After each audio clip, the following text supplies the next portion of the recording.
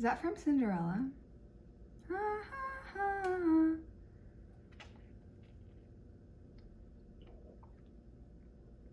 It has to be. I don't think that can be from anywhere else. All right, we're diving back into the book of Cybernetics, The Search for Self-Respect by Dr. Maxwell Maltz. And today, we had read something that sparked an interest in having a conversation within myself, and I think potentially within you, if you do dare to join me on this journey. What I want to talk about is the topic of self-criticizing, self-condemning, not constructive criticism. There are times when I have to use my reasoning minds, one of our 6 inner faculties, reason. We have 6 inner faculties, and one of them is reason. And reason is the inner faculty that I believe comes into play when we see and observe in our life where there are areas that we can do better at.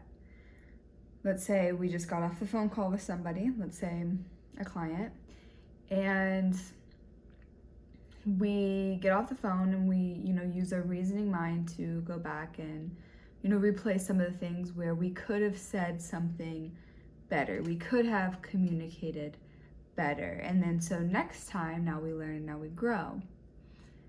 That's constructive. But what I want to talk about is the condemning. Because when I was going through, or at the beginning of going through my lifestyle transformation, for one, I didn't understand that there was a process. I didn't understand life, really.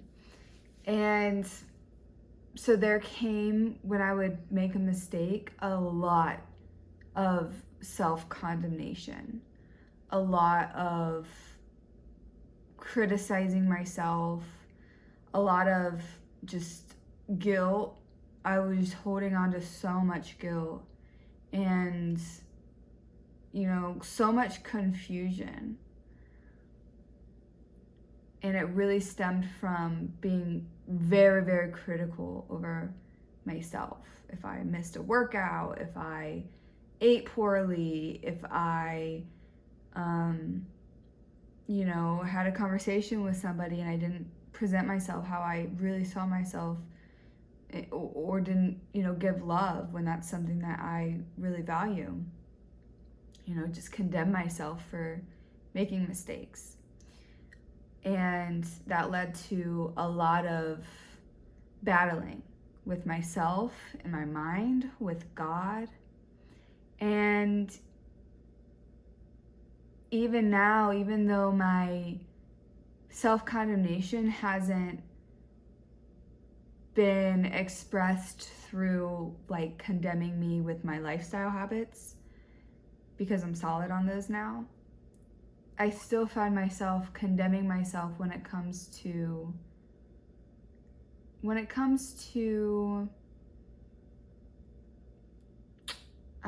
maybe the way that I think. I really value being intentional with my thoughts, and I really value principles, and I really value the way that people live their life when it's lived with intention. And nobody's perfect, and there's a side of perfectionism within myself that something very small I could notice about myself and again just condemn it. And there's, like I said, a difference between seeing where we could be better and taking action on that and just accepting, our humanity. And then there's another thing of, okay, am I condemning myself and holding myself in a place of guilt? Because I don't know if you're familiar with the text, A Course in Miracles, but the Course says that whenever we condemn ourselves, we're really condemning another person too. And condemning the world. Whenever we're holding guilt on ourselves, we're holding guilt on the world. Because how we perceive ourselves is how we perceive other people. I was also watching this YouTube video with Vylana Marcus and somebody that she was speaking to who is an expert. I forget his name, but if I pull it up, I'll put it in the little text box. But they were talking about how, helping Vylana like see her blocks of where she wasn't experiencing her full amount of expression and her full amount of peace. And they got down to a root of it, which was, how she saw herself and how that she thought that she should present herself to the world in the standards of what she valued as being beauty. And she would, condemn herself if her hair wasn't, perfect, or if her skin wasn't perfect, or if her, clothes weren't perfect, or if her body wasn't perfect. She would condemn herself. And she's somebody that always, what she said in the video is she's somebody that really values connection with other people. And the expert that she was talking to said, now, you really value genuinely connecting and loving other people. Do you feel your self-condemnation on yourself is holding you back from having those true, genuine connections?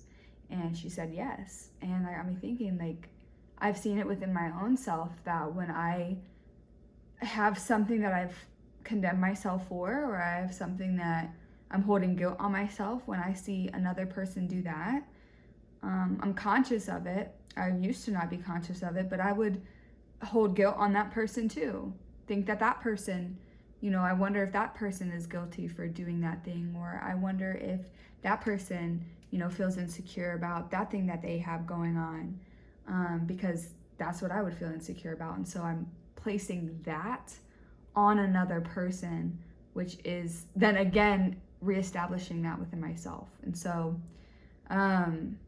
where that ties into what I read today in Cybernetics is the story that he had shared when he was driving with a cab driver. So this says, don't take uncertainties personally. One evening, I wanted to get to a hospital quickly, but it was 6 o'clock and New York streets were jammed with traffic, as usual. I jumped into a taxi at 57th Street, asking the driver to enter Central Park at 6th Avenue and go through to the west 106th Street exit. I thought that this route would help us bypass the heavy traffic. The cab driver didn't listen too well. He drove to 72nd Street, swerved left, and headed westward, near the West 72nd Street exit. I reminded him that I had asked him to take a different route. Oh, he said, I forgot. I could see he was not acting. He was truly annoyed with himself. Anyone can make a mistake, I said. Forget it. I hate to make mistakes like that, he said. I don't know what's the matter with me. He cursed himself out with a few unprintable remarks. It can happen, I said. We'll get there just about as fast anyway. Don't worry about it. Yeah, but I don't like myself when I make mistakes like that. He continued to berate himself while we waited at the 72nd Street exit for the traffic light to change. It's all right, I said. I shouldn't do that, he said. Finally, he got me where I wanted to go, but he was still angry with himself. On the way, we witnessed a near disaster. A car made a left turn as a pedestrian crossed the pedestrian who had the right-of-way kept walking, raising his hand imperiously toward the superior strength of the vehicle which kept moving. It was a close call. 2 more mistakes, a careless driver and a stubborn, in the right, pedestrian. On this one short cab ride to the hospital, there were 3 mistakes in all, and the 2-sided mistake was almost a disaster. This is the human condition, so face it resolutely. Of the 3 persons who made mistakes, my driver's mistake was by far the most harmless. All he did was delay me a few minutes, yet he was doing such damage to himself. He lashed into himself as critically as if his small mistake was tragic and unique. But we must realize that mistakes are part of us. Mistakes and problems and uncertainties and anxieties and frustrations, like bacteria in the throat or tension in our urban, fast-moving environment. We need all these imperfections, in a sense, so that we can master them and develop in ourselves a tough and resilient strength in order to live imprecisely yet resourcefully in our scrambling world. Remember this: if your boss fires you, you are not the only one who has ever lost a job. Stop hating him or blaming yourself. Be practical about it. Rest up, and when you're ready, go look for another spot. A friend may reject you, a good friend, an old friend. Shocking as this may be, you are not the only one to whom this has happened. Hating him will do you no good. It will harm you. You can do without such a friend.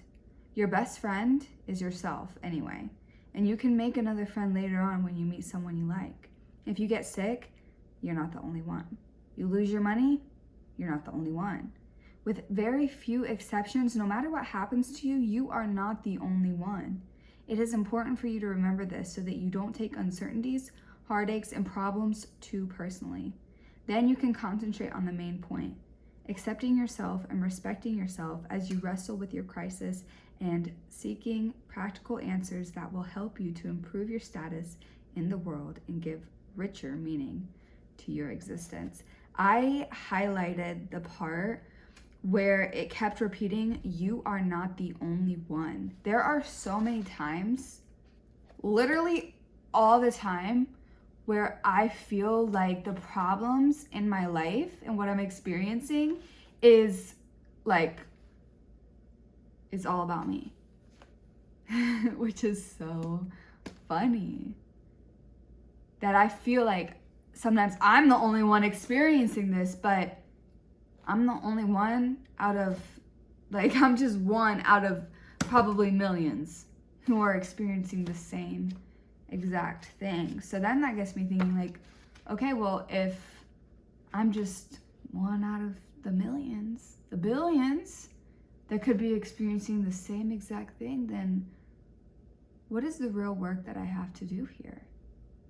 Maybe the real work is changing my perception. Maybe the real work is, work on myself. Maybe the real work is focusing on my own development and my own growth. Because through that, if I am just one out of billions, but if we are all connected, and then that means that as I rise from the constraints of, holding myself to a space of which I am not, which is, the thoughts that come up when I feel insecurity, negativity, self-doubt, condemnation, guilt, all of those types of things. If I learn how to be released from that and release myself from that, then that's something that will trickle energetically. So that is my thoughts about that little excerpt. I hope that you enjoyed this episode. I hope that you received value from this episode. And if you would like to connect and be friends, my Instagram is at @themeganroberts. If you liked this video, please like it. Show me you like it. Comment if you would like, and then definitely subscribe so you can get notified for more videos. And I cannot wait to connect with you more. So I hope you have a miraculous rest of your day. Bye.